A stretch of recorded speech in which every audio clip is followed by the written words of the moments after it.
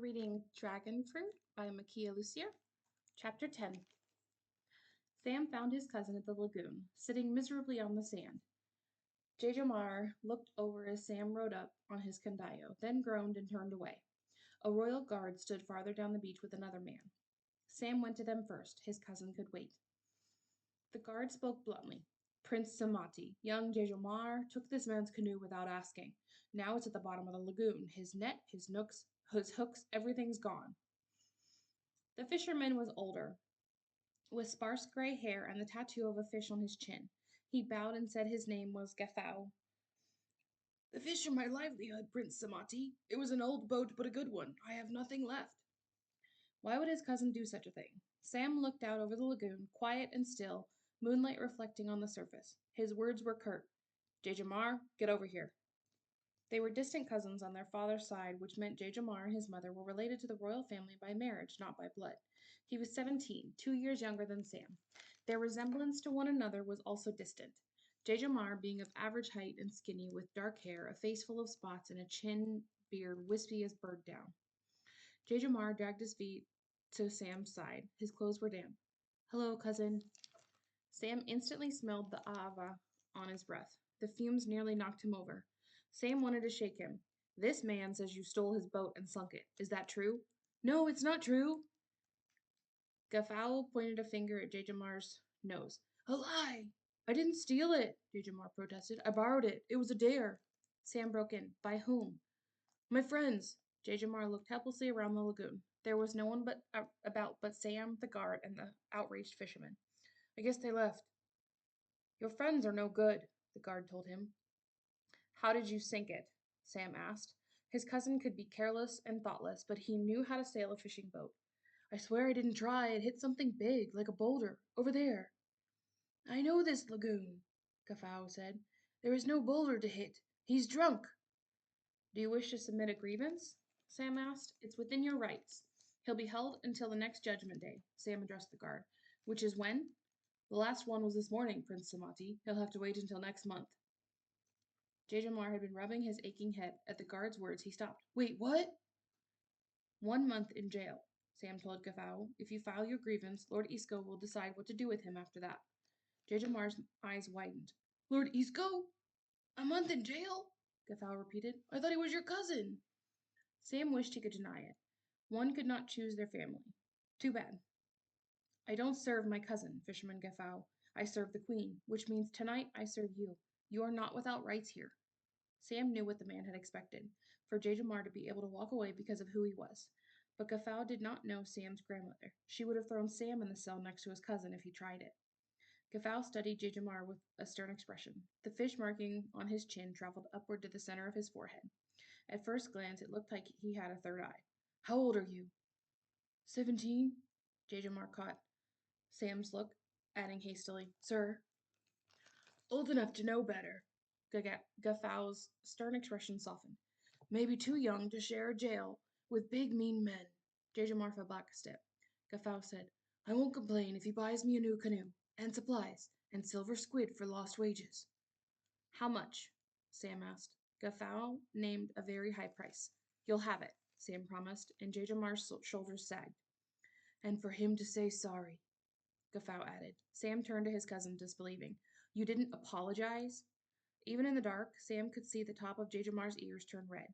He turned to the fisherman and said, "I'm very sorry, sir. I was not thinking, and I hope you can forgive me." Mollified, Gafao stayed for a short while longer as details were discussed, then departed. The guard moved off a little ways to give the cousins privacy. As soon as he did, Jajamar turned to Sam. "Were you really going to leave me in jail for a month?" "Maybe," Sam said. "And I might still if he's not paid what he asked. First thing tomorrow, Jajamar." "Me?" Jajamar looked blank. "But I thought you would pay him." "Why would I?" "Well, you were the one who asked for a price, and you didn't even barter. Canoes are expensive, Sam." How were they related? "Now you're beginning to understand." "I'd pay you back." "No." Jajamar's expression was clearing. The fog was going away. "It's nothing to you. The price of a boat. Gold squid falls out of your ears, and you don't even notice." His words were full of resentment. "Go home, Jajamar," Sam said wearily. He had left Hanalei with strangers, on her first night home in 10 years, for this. Jajamar did not move. He said in a low voice, "Don't tell my mother." "Don't make me tell your mother." Another guard had arrived, relieving the first one, who came over. "Come on," the guard said to Jajamar. "I'm heading back now. I'll ride with you." He walked off with a sullen Jajamar. The last thing Sam heard him saying was, "That Ava will rot your brains, son, believe me." And, "Why don't you spend more time with your cousin? A fine young man, our prince. You should be more like him." Chapter 11.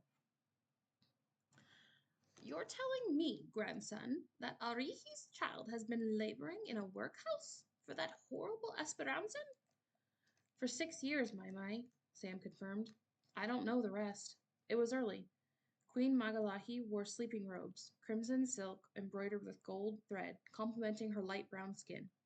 Her hair was a curling white mass that fell halfway down her back and smelled of coconut oil. At 6 feet, she was only inches shorter than Sam, a lean, strongly built woman. Sam's friends had kindly old grandmothers, ones who wore flowing, colorful muumuus and taught their grandchildren how to weave baskets and pickle strips of green papaya. Not Sam. He did not have that sort of grandmother. She was feeding the fish. They were in a garden down the steps of her bed from her bedchambers, one bordered by banana trees and dotted with small ponds. Sam stood beside her holding a basket of fish food, little balls of ground leaves and chopped up worm. She scooped a small amount onto her hand, then tossed it into the pond with perhaps more force than was necessary. Frightened by the splash, the fish fled to the opposite end and disappeared from view. Uncle Isco stood nearby, listlessly dropping pebbles into the shallows. He looked as Sam felt, sleep-deprived and surly. Sam had managed an hour's slumber at the bay, the men's house, before receiving his grandmother's summons. His uncle's marking was unthreatening this morning, a small shark tattooed on his wrist. Fetu was also in tattoo form, a sleeping bat hanging upside down on Sam's left arm, below his shoulder. Another ball splashed into the pond. "I've thought about 100 ways to punish Arihi," his grandmother said. "Painful ways for doing what any father would have done. What I did myself, placing my child above everyone else. And he died alone, without prayers." Uncle Isco said quietly, "You're not the villain here, Your Grace." "I'm hardly the hero," the Queen responded. "Oleana would not be pleased, I think, to know how I've treated this child, the daughter of her heart. 6 years in a workhouse, it is sickening." She looked up at Sam. "Does she look sickly? Frail?" "No, she looks like a dream," Sam thought, with a voice like night music that danced along his arms. They waited. His grandmother's eyebrows climbed. "Yes?" Sam cleared his throat. "Normal. Healthy." "How flattering," Lord Isco commented, "if you're speaking of cattle." His expression told Sam he was fooling no one. "She looks like her mother at that age, Your Grace. The likeness is uncanny."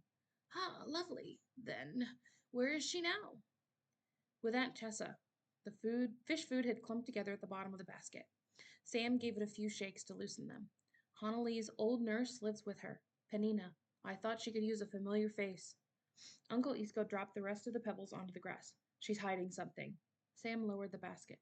"You barely spoke to her." "It was long enough," Uncle Isco said. "She was carrying a satchel, Samati. Do you know what it holds?" "Papa wrote it down. I have it all here. Her father's notes," she said, "for the dragonfruit." "You didn't see these notes?" "I did not." Sam strove for calm. They were both weary. "What is this about, Uncle?" "Yes," Queen Magalehi asked. "What are you saying, Isco?" "Your Grace, Honolly has been gone 10 years, much of it spent with Esperanzans, and she shows up on one of their dragoners out of nowhere. It is concerning." Sam said, "You saw her trying to escape that dragoner. We both did." "We saw something." Uncle Isco held up a hand at Sam's expression. "I'm saying we should take care, that is all. We don't know her, Samati, not anymore." The words came before Sam could stop them. "Who is to blame for that?" "I beg your pardon," his grandmother said. "Samati Tama." He heard the warning and did not care. The unfairness of it. Your Lord Protector for all of Tamarin. Isn't Honolly a Tamarindi still? Who's been protecting her? Not me. Not you.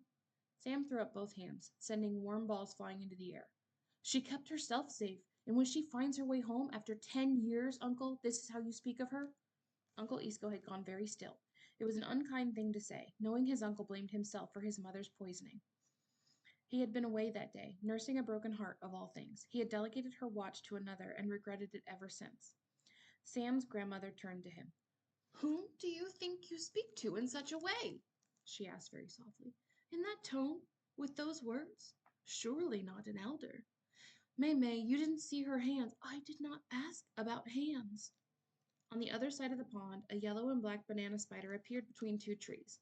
It was 3 feet long, legs skittering as it rounded the pond toward them. It raced up to his grandmother, disappearing beneath her robes. A moment later, a marking appeared on her cheek. A small spider now, flat and unmoving, except for its eyes, all 8 of them. They were pinned on Sam, blinking at different times. Sam called her May, grandmother, but she was known by other names. Queen Magalahi, your grace, and Pararana, spider, the one that weaves the web. The last was never said to her face. Fetu was no longer asleep, but Sam could feel him squeezing his eyes shut, pretending. He turned to his uncle and bowed. Apologies. Accepted, Uncle Isco said without looking away from the pond. His grandmother eyed them both. We have guests on the lagoon this morning. Have you both forgotten? Sam winced. He had blocked it from his memory. I didn't forget, Uncle Isco stirred. I won't be able to attend. I expect both of you there, the Queen interrupted. She twirled a finger at Sam's plain guardsman clothing. Make yourself presentable. This is not enough, and do not be late. After, bring Huntley to me. I wish to see her. Yes, May. His grandmother's eyes softened, though her spiders did not. She reached up and touched his cheek. You children were so close. We hoped. Her voice trailed off. Don't plan your life so carefully, grandson, or the lives of others. The gods will only share a laugh at your expense. She left them there and went up to her chambers. Without a word, Uncle Isco strode off in the opposite direction, through the trees. Sam was left alone. He tipped what remained in the basket into the pond, watching as the fish converged on plant and worm, gorging. Before Sam left the pavilion, he went to his mother's quarters. They were located far away from the public chambers in a quiet, restful corner. Before her illness, they had lived just the 2 of them in a nearby pavilion. Now she slept on a bed she had been placed on 10 years ago. It rested low to the ground, common on Tamarind. Mosquito netting enclosed white bed coverings. The chamber was cool and shadowy. Leafy ferns grew from pots and trailed from high shelves. A set of doors had been thrown open, and through them came the scent of cinnamon and fragrant tuberose. Sam pulled aside the netting and looked down at his sleeping mother. Uncle Isco had rooted out the man behind her poisoning, a prince from Wakeo. When Isco had sailed off to seek vengeance, he had taken Sam with him, and at the age of 9, Sam had understood for the first time what it meant to be an enemy of Tamarind. And he had understood a little more of what it meant to be Lord Protector, a role that would be his someday. His heart twisted, seeing his mother like this, for he was growing older and she was not. Her face remained unlined. Her hair was long and black, curled like the queen's. Someone had braided it and tucked plumeria blossoms here and there. Sam pictured himself years from now, a stooped old man visiting his mother, who never woke, never aged, who never again said his name. He leaned down and kissed her forehead. Mama, I have news. Sam descended the wide stone steps of the Queen's Pavilion. His grandmother's home was a much larger version of the buildings that made up both the palace complex and the city of Tamarind, built on a foundation of 32 latte stones, each twice the height of a man, and consisting of a stout pillar, with a bowl-shaped stone sitting upon it. The pavilion itself ran along a single level. A steep, downward swooping roof had been covered in banana leaves to mimic the look of the original ancient settlement. But the buildings were made of stone, not wood, a solid foundation that did not require rebuilding after every typhoon, devastatingly common in these parts. Also, within the palace complex were homes belonging to the original founding families and other members of the nobility. Uncle Isco's pavilion was here, as was Hanali's, or what had once been her home. It had been returned to the queen after Lord Arihi disappeared and was now used to house important guests. Sam's pavilion was built upon 16 latte stones, second only in size to the queen's. But being unmarried, he had no real need of it, and if he was being truthful, he did not care for the proximity to his grandmother's house. It was the next pavilion over. He lived in the bayou with the other unattached males. There he had the freedom to come and go as he pleased, far away from the watchful eyes of guards and relatives. His Aunt Chessa was a distant relation to his father's side. Years ago, when she had moved from the country and asked to live in his pavilion temporarily until she found her own suitable lodgings, he had agreed. Uncle Isco had cautioned him. She will not want to give it up when you wish to reclaim it, Samati. Tell her no. I don't need so much, Uncle. His aunt had been a widow with 2 children, a daughter who had since grown and married, and a son, Jejamar. They would make better use of his home. Uncle Isco had shaken his head. Don't say I didn't warn you. Sam was remembering his uncle's words now as he stood before his aunt, trying not to gnash his teeth. What do you mean Hanali's not here? Where is she? Surely you don't expect us to let her stay? Aunt Chessa wore voluminous green dressing robes. Sam had come early enough in the day that her face was devoid of the heavy layers of paint she normally wore. Her black hair hung loose, puddled on the floor. Penina stood behind her, brushing section by section, her face free of all expression. Hanali's former nurse was in her middle years, a short, round woman. She wore a simple white dress with a yellow hibiscus tucked above one ear. Have you forgotten who her father was? His aunt continued. You, of all people? She's practically a criminal herself, Samati. We have a child in the house. Okay. Her new husband sat beside her, also dressed in green robes. He patted his wife's knees. Yes, a traitor's daughter. I must question your judgment on this matter, nephew. The nephew made Sam's nostrils flare. His aunt was nearly 40 years of age. Her husband was 15 years younger, barely older than Sam and Jejomar. A man with delicate features and hair like fine black thread. Even the bare feet he propped on the table, Sam's table, were elegant. The soles looked as soft as a baby's cheek. Sam said, Honolly would have stayed in the guest pavilion, which is empty and out of your way, and Jay Jamar is no longer a child. He is 17. Just then, Sam got a glimpse of a figure slinking past the door holding a fishing pole. Jay Jamar, Aunt Chessa called out. Where are you off to, darling? The sigh was audible from where Sam stood. Jejamar kept one hand on the doorframe and leaned in. I have business, Mama, and then fishing. I'll bring back supper. He looked at Sam. Nothing in his expression hinted at their argument only hours before. Sam knew he had not told his mother about the canoe or the cost to replace it. Fine.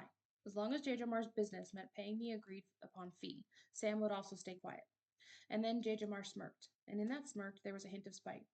Your Hanali's at the menagerie, Sam. The guards took her there this morning.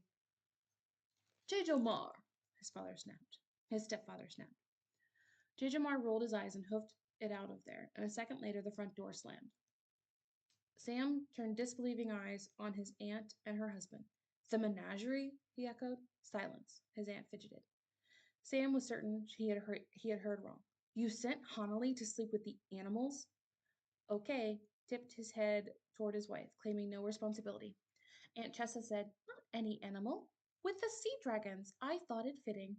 When Sam only stared at her, she added, There are beds in the menagerie, or mats. The animal keepers must sleep somewhere. It's not as if we threw her in a cage. Honestly, Samati, bringing her to our home was thoughtless, and so late an hour, I've not been able to sleep since.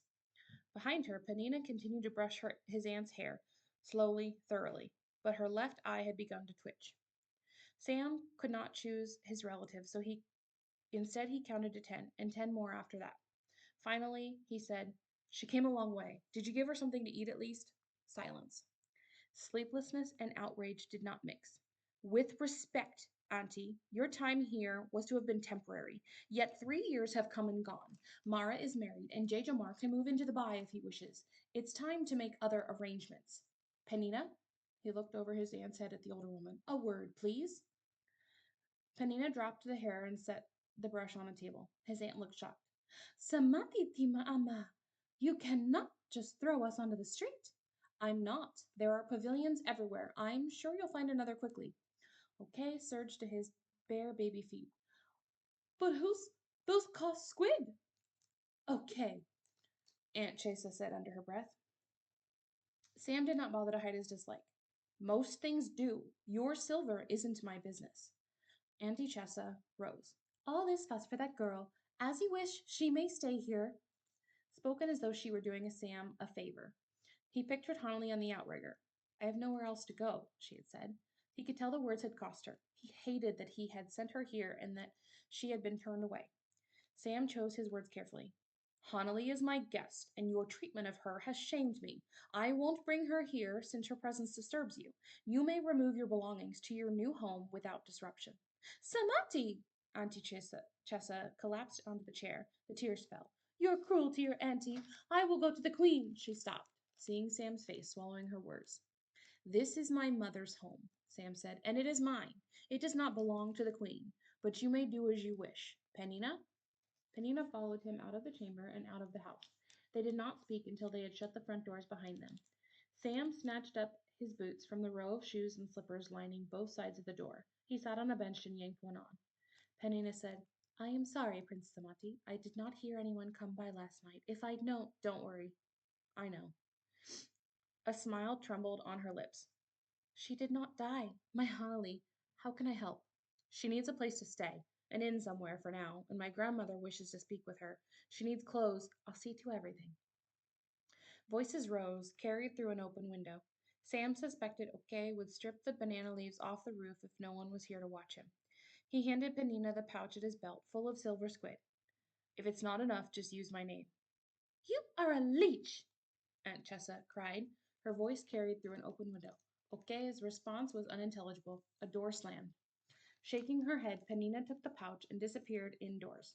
Sam went his own way, thinking his Uncle Isco had been right. The man was always right.